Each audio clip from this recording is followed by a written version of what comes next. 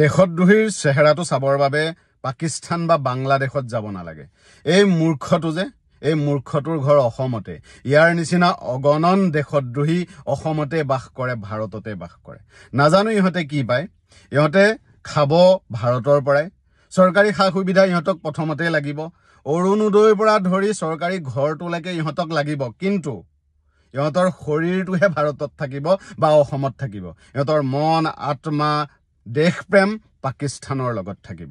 এই মূৰ্খবোৰৰ চশমা, এই অন্ধ আৰু ধৰ্মীয় গোড়া চশমাযোৰ কেতিয়াও খোল নাখায়। এই জধা মূৰ্খটো যে ছবিখন দেখুৱাইছো, ইয়াৰ নাম ৰাহুল ভাই লিখা আছে, আৰু মই ভিতৰত গৈ দেখা পালো ইয়াৰ নাম ৰাহুল আহমেদ। ইয়াৰ ঘৰ নগাঁৱত। নগাঁও প্ৰশাসনক অনুৰোধ জনাইছো, ইয়াক চোঁচৰাই লৈ যাওক। ই সদায় আহি মোৰ ভিডিঅ'ত বেয়া বেয়া কমেণ্ট কৰে, মোৰ মা ভণ্টিক লৈ গালি দিয়ে। মোৰ ক'ব লগা একো নাই, মই জানোৱেই ইয়াৰ মূৰৰ অলপ গণ্ডগোল আছে, কিন্তু আজি সি দেশক লৈ পাকিস্তানৰ গুণগান গাব আহিছে। মই ভালদৰে জানো ইয়াৰ নিচিনা যি ভাৰতত থাকিও পাকিস্তানৰ গুণগান গায়।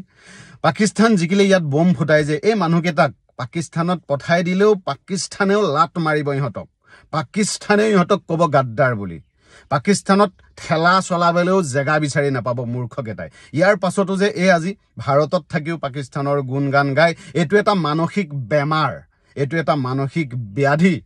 অগণন জেহাদীয়ে আহি যে থাকিবলৈ সুবিধা পায়, অগণন জেহাদীয়ে আহি যে বোম বনোৱাৰ পৰিকল্পনা কৰিব পাৰে, এই মূৰ্খকেইটাৰ কাৰণে যি ভাৰতৰ সা সুবিধা লৈ পাকিস্তানৰ গুণগান গায়। পাকিস্তানৰ পৰা বাহিৰৰ পৰা বৰ্ডাৰৰ পৰা গুলী ফুটাই থকা কেইটাক আৰ্মীয়ে 1 মিনিটত শেষ কৰি দিব, কিন্তু এই মূৰ্খকেইটাক ঠিক কৰিবৰ বাবে চৰকাৰ কঠোৰ হ'ব লাগিব।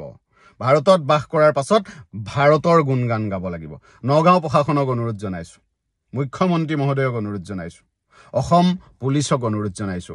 মই লিংকটো ওপৰত দি দিছো, ইয়াক চোঁচৰাই লৈ যাওক। ইয়াৰ ফেন লিষ্ট সকলো ডিটেইলছ মই লগাই দিছো। ইয়াক চোঁচৰাই লৈ যাওক। ভাৰত প্ৰথম।